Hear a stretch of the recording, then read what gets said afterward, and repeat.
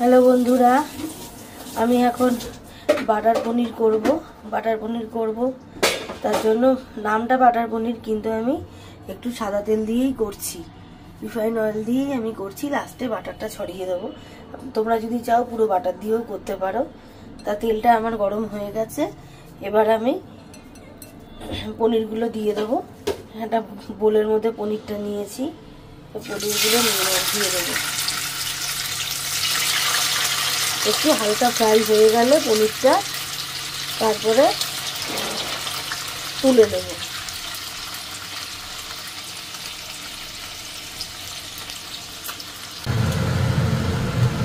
পনিরটা হয়ে গেছে ফ্রাই করা, হালকা ফ্রাই করেছি, তাও একটু বেশি হয়ে গেছে ফ্রাইটা। এবার হচ্ছে এখানে তেজপাতা, গোটা শুকনো লঙ্কা আর দারচিনি, এলাচ, লবঙ্গ ফোড়নে দিয়ে দেবো।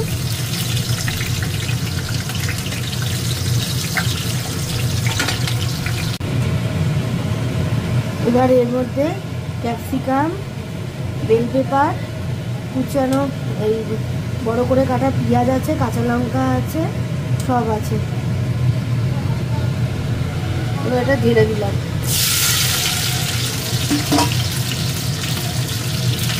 একটু নাড়াচাড়া করবো কিছুক্ষণ, হালকা নুন দেবো।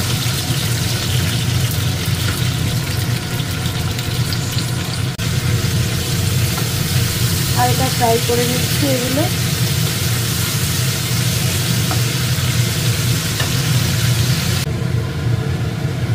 একটু সস দিয়ে দিচ্ছি।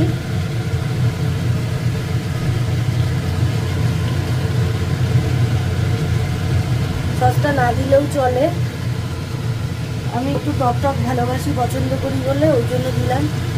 যারা টক পছন্দ করে না, টক টক ইচ্ছা হবে না, তাদের দিতে হবে না সস।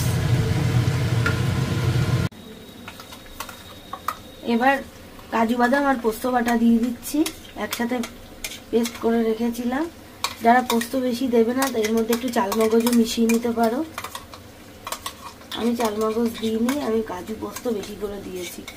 কাজু পোস্ত বাটাটা বেশি দিলে খেতে বেশি ভালো লাগে।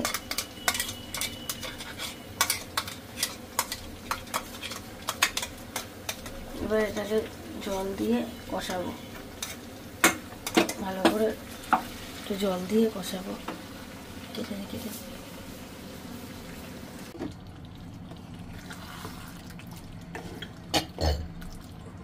কাজু পোস্ত বাটাটা দিয়ে ভালো করে কষিয়ে পনিরগুলোও দিয়ে দিলাম।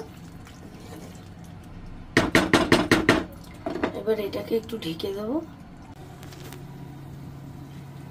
দেখি একটু ঢাকাটা খুলে, গন্ধটা তো ভালোই। মা,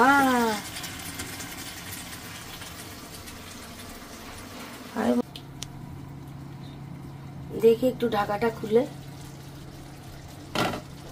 গন্ধটা তো ভালোই বেরিয়েছে, হয়ে গেছে। রাজা একটু বাটারটা নিয়ে আয়। এবার আমি বাটারটা দিয়ে দেবো। তোমরা চাইলে বন্ধুরা পুরো বাটার দিয়েই এটা তৈরি করতে পারো। হ্যাঁ, না না, হ্যাঁ।